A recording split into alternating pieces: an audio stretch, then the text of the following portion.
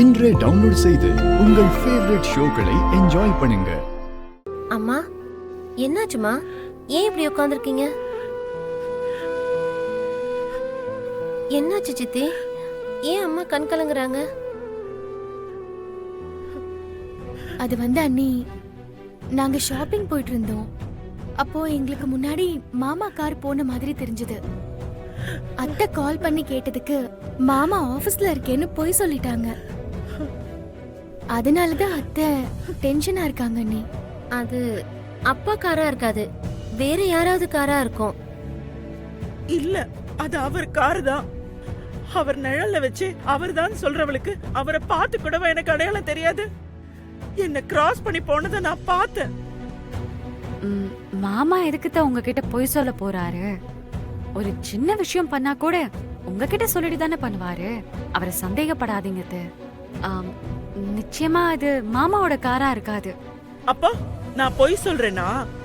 எனக்கு நல்லா தெரியும் அது அவர் கார் தான். எனக்கு அப்பவே தோணுச்சு அவர் ஏதோ தப்பு பண்றாருன்னு. அது இன்னைக்கு நிஜமாயிடுச்சு. அவர் என்ன ஏமாத்திட்டாரா நம்மள?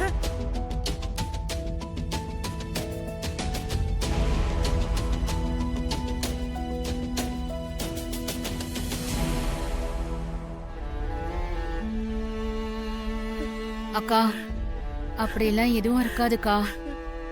மாமா உங்களுக்கு தெரியாம எதுவும் பண்ண மாட்டாரு. இல்ல நம்மள, அவரு முன்ன மாதிரி இல்ல.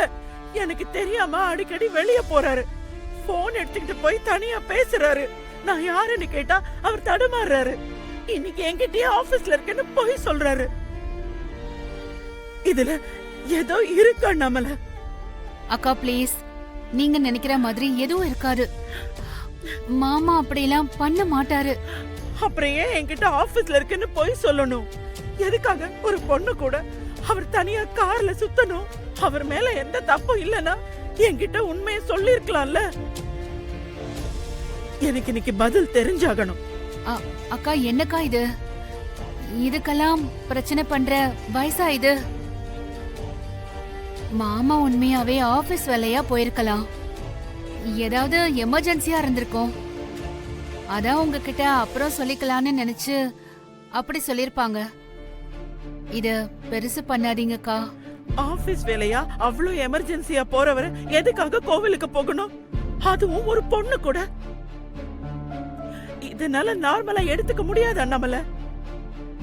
அக்கா மனசுல இப்படி ஒரு சந்தேகம் வந்துருச்சு.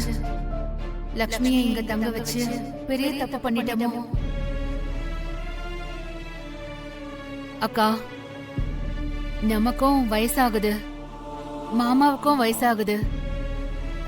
இந்த வயசுல மாமா அப்படியெல்லாம் நீங்க கண்டதையும் நினைச்சு மனச குழப்பிக்காதீங்க. கல்யாணம் ஆகி இத்தனை வருஷத்துல அவர் இந்த மாதிரி நடந்துகிட்டதே இல்ல. இன்னைக்கு எல்லாமே வித்தியாசமா இருக்கு நம்மள.